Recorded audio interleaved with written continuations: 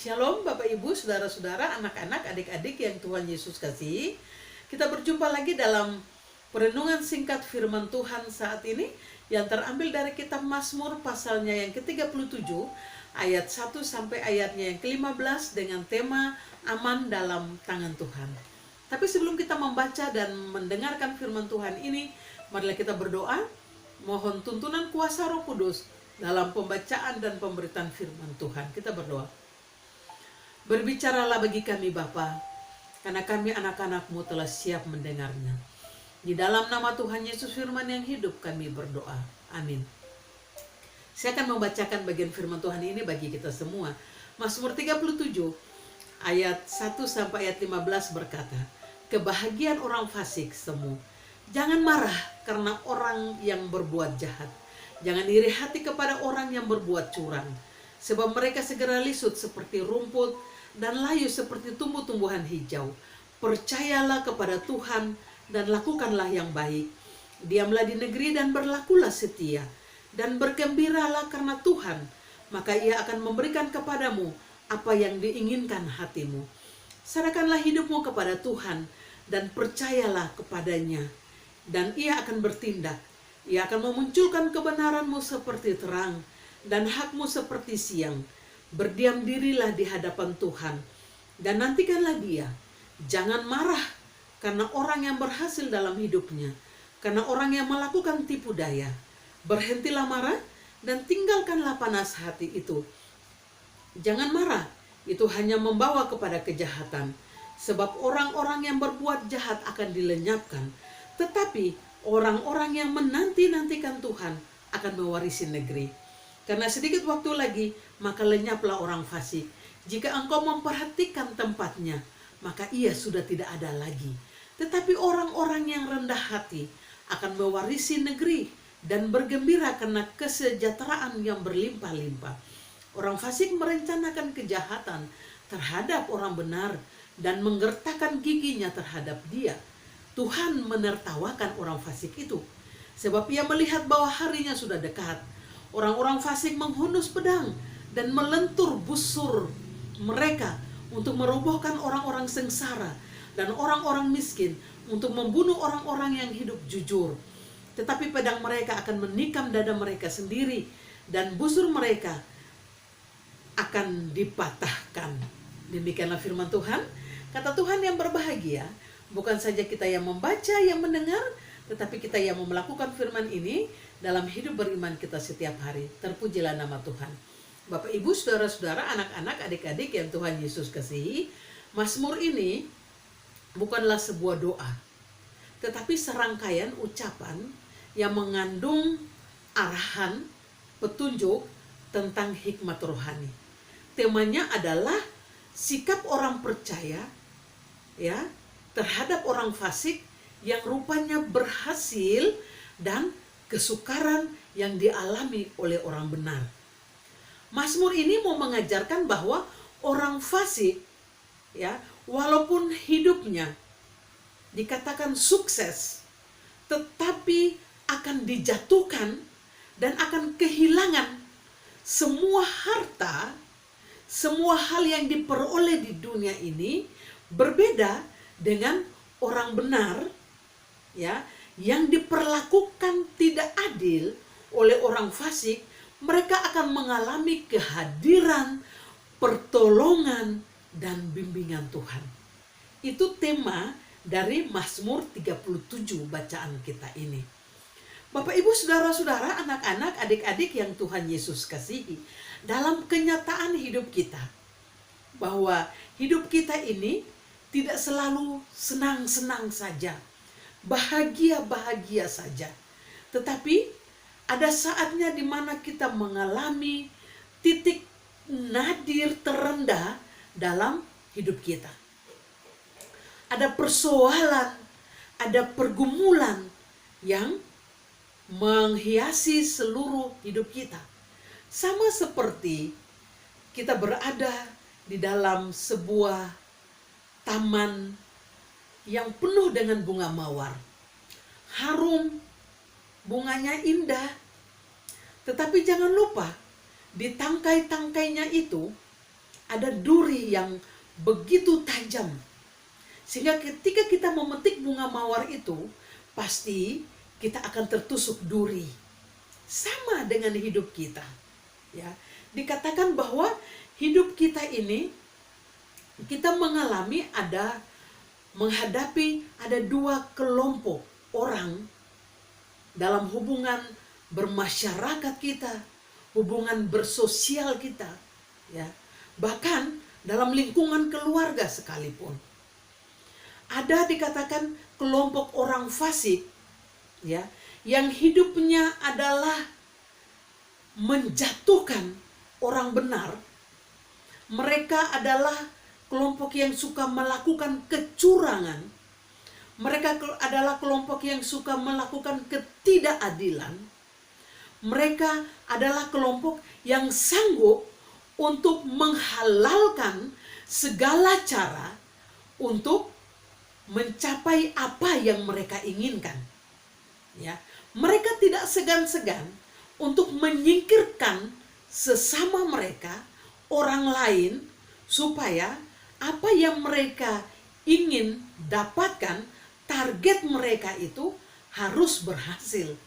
Ini adalah kelompok orang fasik. Dan di satu kelompok adalah dikatakan ada kelompok orang yang benar, yang menjunjung tinggi integritas, kejujuran, takut akan Tuhan.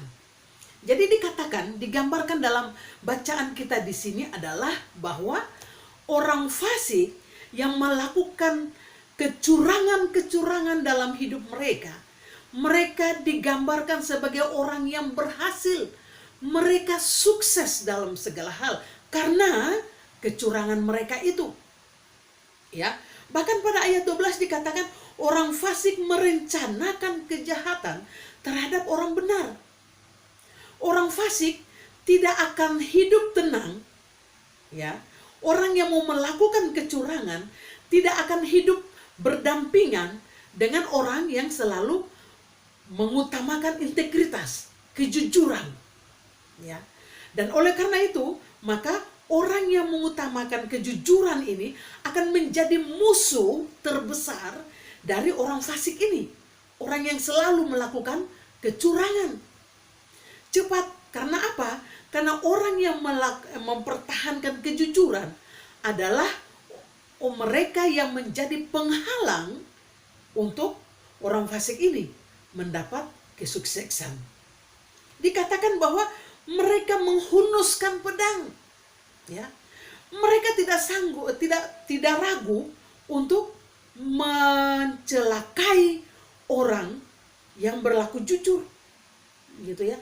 Bahkan mereka merobohkan orang-orang sengsara, mencari keuntungan, ya, di tengah-tengah kesusahan orang lain. Makanya muncul korupsi di mana-mana, ya. Ada begitu banyak ketidakadilan yang dinyatakan, ya. Mereka merobohkan orang sengsara dan orang-orang miskin, dan untuk membunuh orang yang hidup jujur. Ini adalah perilaku dari orang-orang fasik yang masih kita temui dalam kehidupan bermasyarakat, bersosial kita. Ya. Tetapi mau dikatakan bahwa firman Tuhan ini katakan bahwa pedang mereka akan menikam dada mereka sendiri. Bahwa kesuksesan, keberhasilan yang didapat dengan melakukan suatu kecurangan itu tidak akan bertahan lama, ya. Kebahagiaan itu tidak akan bertahan lama karena mereka dapat dengan cara-cara yang tidak benar. Berbeda dengan kelompok orang yang kedua, orang yang hidup jujur. Jadi di sini pemazmur memberikan wejangan kepada kita. Ketika kita menghadapi orang-orang yang berlaku tidak jujur dalam hidup ini, ya, yang kita merasa bahwa kita sudah diperlakukan dengan tidak adil. Firman Tuhan katakan bahwa jangan marah kepada mereka. Jangan iri hati kepada kesuksesan yang mereka peroleh. Sebab mereka itu disamakan seperti tumbuh-tumbuhan hijau. Sebentar saja akan layu. Semua yang mereka dapat itu tidak akan bertahan lama, gitu ya. Tetapi dikatakan, percayalah kepada Tuhan, lakukanlah yang baik, berlakulah setia, tetap bergembira, serahkanlah hidupmu kepada Tuhan, percayalah kepada Tuhan, bahwa Tuhan akan sanggup memunculkan kebenaranmu seperti terang, dan Dia akan membela hakmu seperti siang. Ini adalah janji Tuhan. Janji Tuhan dalam firman ini adalah ya dan amin, gitu ya. Dikatakan, jadi kita haruslah berdiam diri di hadapan Tuhan dan nantikanlah Dia, gitu ya. Karena apa? Kalau kita marah, dikatakan di sini, maka akan membawa kepada kejahatan. Emosi dan emosi berhadapan akan membawa kehancuran. Batu dibenturkan dengan batu akan pecah, gitu ya. Ini bahan keras, tidak akan hancur, gitu ya. Tetap aja selalu berantem, selalu melakukan adu nyali, gitu ya. Mengatakan siapa yang paling hebat. Tetapi ketika kita diperlakukan dengan tidak adil, dikatakan bahwa tetap rendah hati, tetap percaya ya kepada Tuhan. Tuhan sanggup menolong kita. Saat-saat ini kita mengalami hal-hal yang luar biasa. Ya. Begitu banyak persoalan, pergumulan yang kita hadapi. Firman Tuhan saat ini mau mengatakan bahwa kita tetap ada pada pilihan yang kedua. Orang-orang yang tetap berlaku jujur. Orang-orang yang tetap memasrahkan hidup ini kepada Tuhan. Tetap menyatakan kasih Tuhan kepada siapapun. Tuhan sanggup menolong kita. Pandemi COVID-19 ini saya katakan tidak akan menjadi penghalang kasih Tuhan terhadap kita. Kita masih hidup sampai saat ini. Itu adalah harta terbesar, anugerah terbesar yang Tuhan berikan bagi kita. Mintalah hikmat Tuhan supaya kita bisa melakukan hal-hal yang baik, yang menyenangkan hati Tuhan, supaya berkat-berkat Tuhan itu selalu dinyatakan dalam hidup kita. Ingatlah, pada ayatnya yang kelima dikatakan, serahkanlah hidupmu kepada Tuhan dan percayalah kepadanya dan Ia akan bertindak. Aminin firman ini, percaya firman ini, supaya firman ini menjadi remah dalam hidup beriman kita. Kita berdoa. Terima kasih Tuhan untuk firman-Mu bagi kami saat ini. Kami percaya sungguh Tuhan, Engkau sanggup untuk menolong, Engkau sanggup untuk membela kami terhadap berbagai macam ketidakadilan dunia ini. Kami percaya sungguh Tuhan, hanya dalam Engkau kami tetap aman.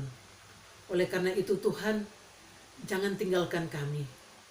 Tetap rangkul kami dan berilah kami hikmat untuk bisa menapaki setiap hari-hari hidup kami. Di dalam nama Tuhan Yesus firman yang hidup, kami berdoa. Amin. Demikianlah firman Tuhan. Tuhan Yesus memberkati kita sekalian. Salam sejahtera untuk kita semua. Amin.